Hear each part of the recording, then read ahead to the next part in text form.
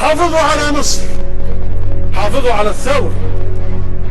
الحفاظ على الثورة اللي احنا اكتسبناه بعرقنا وبدم شهدائنا وبمسيرتنا 2.5 سنين، حافظوا عليها كلكم. شخص متفائل بالنصر وشخص محبط بالهزيمة. وقف أحدهما أمام الآخر واصفا حاله فقال: ما لي أرى عينيك يملأها الأسى، ما لي أرى عينيك يملأها الأسى، وتطوف تيها في المدائن نورسا، ما لي أرى شفتيك ترتجفان من خفقان قلب لا يفارقه الأسى. فأجابه: أوما ترى ما حل في وطني أوما ترى ما حل في وطني وما حيل الصباح به كئيبا كالمساء. أوما ترى أشلاء أمتي التي بها طرز التاريخ حلا واكتسى. انظر إلى أعلامهم، هذا هنا وكذا هنا، والكل بات منكسا. أهم غثاء ذاك قول نبينا، أم أنه ليل التخاذل عسعسا. عجل له خور تنصب قائدا، والسارق الخوان أصبح حارسا، والعالم النحرير بات منسقا، والراقص الديوث صار مدرسا. عجل له خور تنصب قائدا، والسارق الخوان أصبح حارسا، والعالم النحرير بات منسقا، والراقص الديوث صار مدرسا. ومن ارتمى بدمائه متجندلا وأبى غبار الذل أن يتنفس، ذاك الذي سموه محض تهور، لكن من يشري بلاده فارسا. بلدي أردتك حرة تأبي الخنا، بلدي أردتك حرة تأبي الخنا، لكن غيري قد أرادك مومسا. هم شرعوا أبواب مخدعك الذي ما اعتاد يوما أن يكون مدنسا، وأباحوا جسمك للذين تشدقوا بتحرر، وأباحوا جسمك للذين تشدقوا بتحرر، فحذار أن يتنجسا. فأجابه: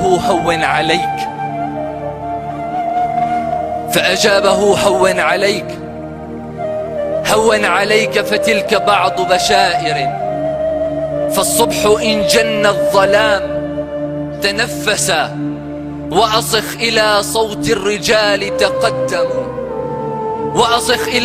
الرجال تقدموا، وبساحة للعز باعوا الأنفس. الله أكبر، الله أكبر أنبتت بقلوبهم، فتنافسوا في الله طاب تنافسا. الله أكبر سوف تكسر حاجزا للصمت من أجل التخاذل كرسا، والحق منتصر ورغم أنوفهم مهما سعى الطغيان أن يتترسا. والسلام عليكم ورحمة الله. أولا أريد أن أحيي يعني كل المشاهدين، لأنه أنا أعرف الدور الذي لعبته يعني شبكة التواصل الاجتماعي والذي لعبه الشباب، لأنه إجمالا يعني نقول أن الثورات المضادة تمكنت من التلفزيونات، تمكنت من الجرائد بفضل المال السياسي إلى آخره، لكنها لم تستطع أن الفضاء الحرية الأساسي هو فضاء السوشيال ميديا. وأنا أطالب وأأمل أنه الشباب يعني ينخرطون أكثر فأكثر، لأنه نجاح هذا الربيع العربي مسؤوليتهم مثل ما هي مسؤولية في آخر المطاف، هم الذين سيتمتعون به. الوضع الحالي كالآتي، يعني أنه قامت الثورات على مطلبين أساسيين: الحرية والتوزيع العادل للثروات،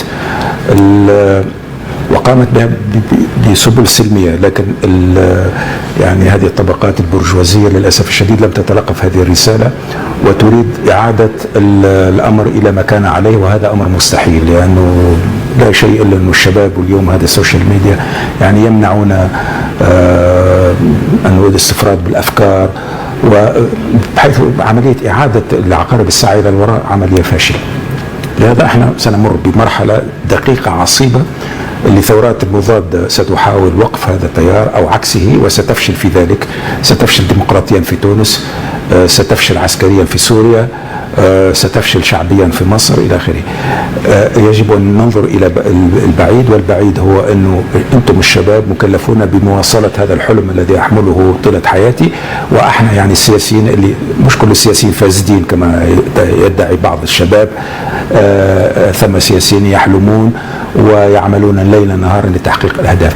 الآن قضية جيل، لازم أنتم جيلكم هذا جيل الشباب الآن يأخذ هذا الحلم ليواصله، والحلم هو أنه يكون عندنا حريات، يكون عندنا دول ديمقراطية، يكون عندنا شعوب يعني شعوب مكلفة من مواطنين.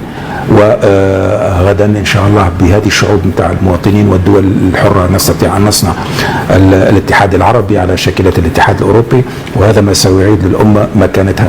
العملية ربما تأخذ 10 20 30 40 50 سنة، لكن بالنسبة للشباب اللي هم في عمرك مثلا هذا مدى، هذه مسؤوليتكم تجاه ال50 سنة المقبلة، ولا بد لليل أن ينجلي. أنا عندي ثقة أنه هذه الطاقة الجبارة التي ظهرت في إبان هذه الثورات العربية ما زالت موجودة، وما زالت مخزون بتاع الطاقة ما زال كبير جدا في الشباب، وأن من يتوهمون العودة إلى الفساد والقمع والتزييف كذا يعني سيتلقون دروسا يعني واضحة أنه هذا التنظيم الظالم للمجتمعات انتهى. احنا بصدد يعني هو ما معنى شعب المواطنين؟